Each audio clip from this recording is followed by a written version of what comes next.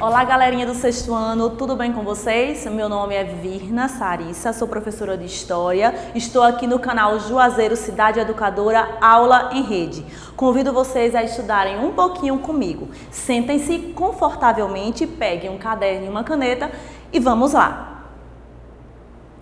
Na aula anterior, nós estudamos tudo sobre a introdução ao estudo de História. Hoje, daremos continuidade falando do tempo e da história. É necessário, para o estudo de História, a gente entender como é que se faz a contagem do tempo.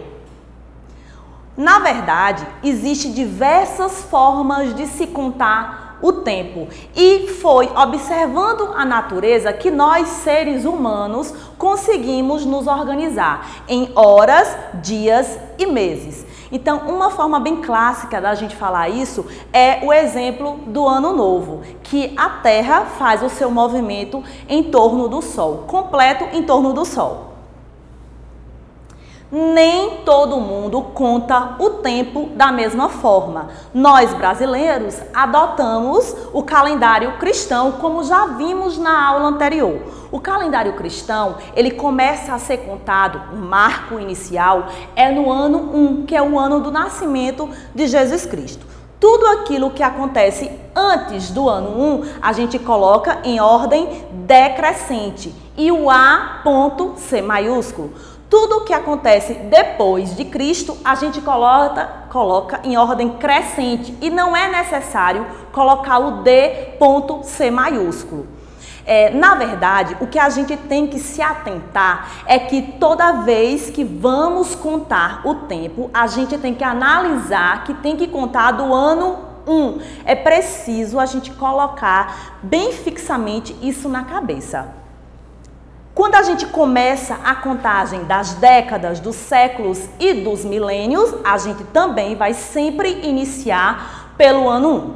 Vamos lá, a década é um conjunto de 10 anos, ou seja, começamos do ano 1 até 10, do ano 11 até 20 e assim por diante.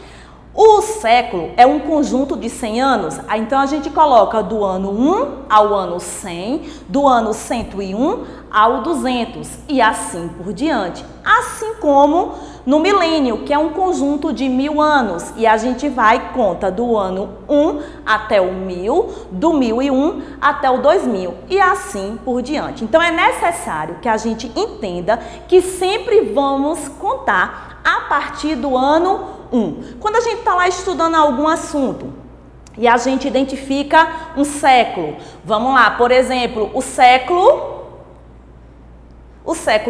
XV, significa dizer que a gente precisa, na verdade, entender que por trás do século XV existe um conjunto de anos que vai de 1401 a 1500. Estamos aqui no século 21, que compreende um conjunto de anos que vai do ano 2001 a 2100.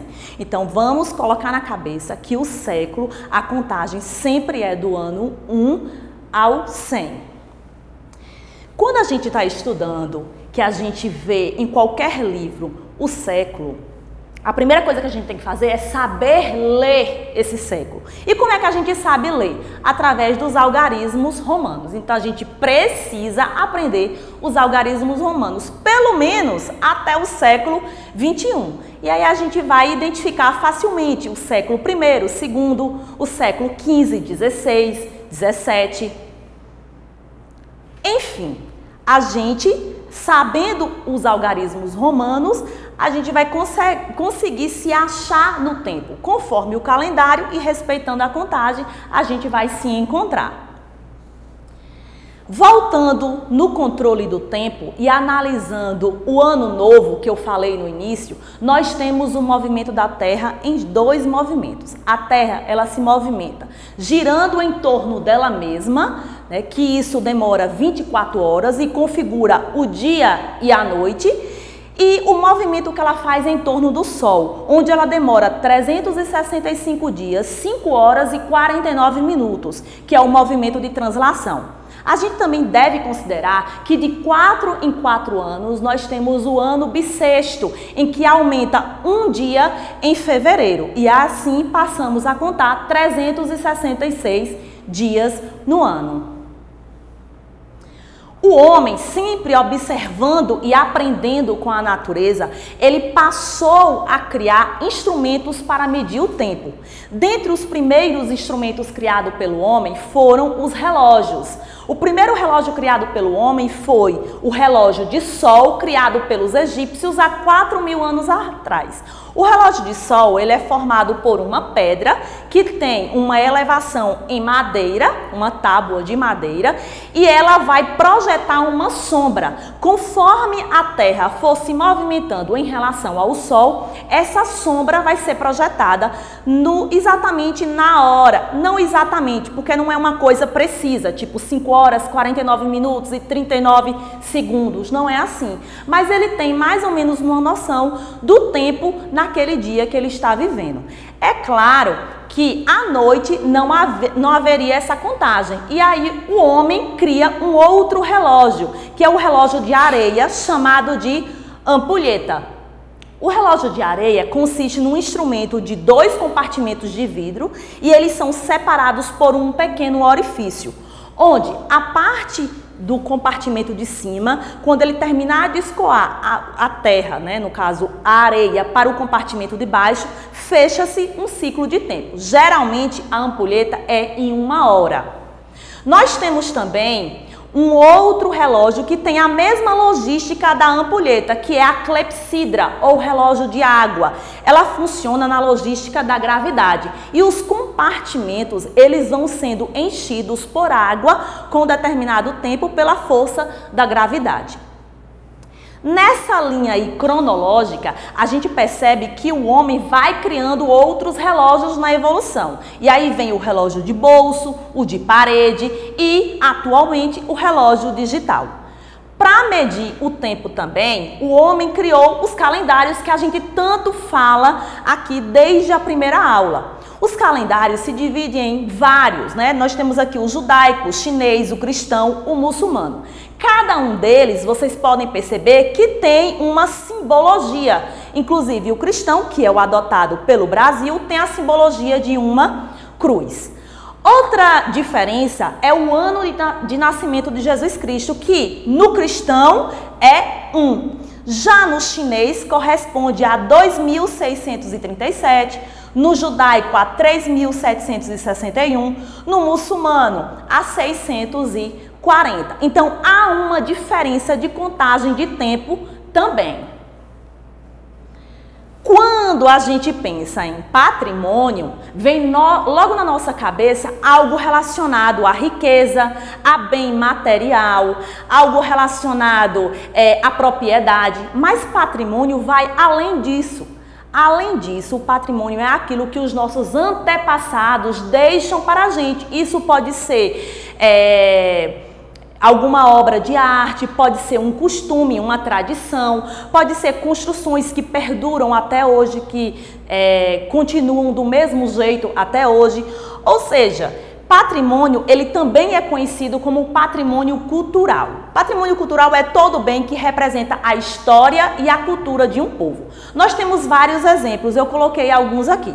Edifícios, festas populares, expressões artísticas, técnicas agrícolas, adornos. Quando esse patrimônio é exclusivo do Brasil, a gente chama de patrimônio cultural brasileiro. No Brasil, a principal instituição responsável por cuidar desse patrimônio, né, por preservar esse patrimônio, é o IPAM. Aqui a gente reúne uma série de gravuras, fotografias que têm ligações com a história de Juazeiro, que são patrimônio cultural ou não. Pode passar.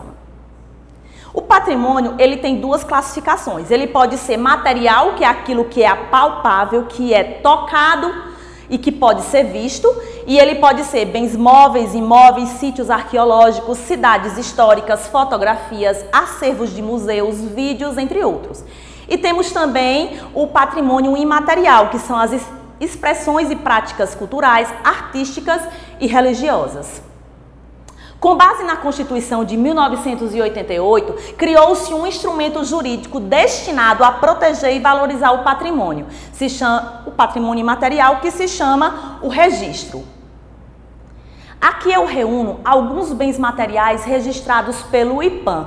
Essa pesquisa foi feita em 30 de março de 2020 e a gente tem todos esses patrimônios que pertencem à Bahia. Por exemplo, o ofício da Baiana de Acarajé, que está no livro do Registro dos Saberes desde 2005, assim como a literatura de cordel, que está no Registro das Formas de Expressão desde 2018.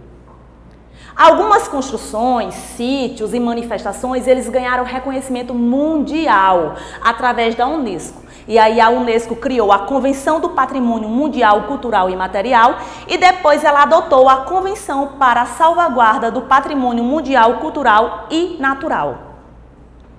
No Brasil, a gente tem 21 sítios declarados pela Unesco, ou seja, são patrimônios mundiais, deles 14 são patrimônios culturais e 7 são patrimônios naturais, além de 6 expressões culturais. E para que serve tudo isso? Serve para a gente manter vivo a memória, o costume, a tradição, a identidade de uma coletividade. Então, para os bens materiais existe o processo de tombamento, para os bens imateriais o registro. E isso tudo é para fortalecer o sentimento de identidade e preservá-los para as gerações futuras. Então, o que a gente aprendeu hoje? Bastante coisa. O controle do tempo, os instrumentos para medir o tempo, relógios e calendários, a contagem de décadas, século e milênio, algarismo romano, o conceito de patrimônio e suas divisões, assim como, pode passar, alguns patrimônios imateriais reconhecidos pelo IPAM, tombamento e registro e a importância da preservação. A trilha do estudo, eu desafio vocês a escolher 2 bens culturais do seu município que para você deveriam ser tombados ou registrados pelo poder público e explicar o porquê. Bem, gente, a gente fica por aqui. Obrigado pela atenção. Não esqueça de curtir se gostou e de comentar se tem alguma crítica, dúvida ou sugestão. Até a próxima videoaula.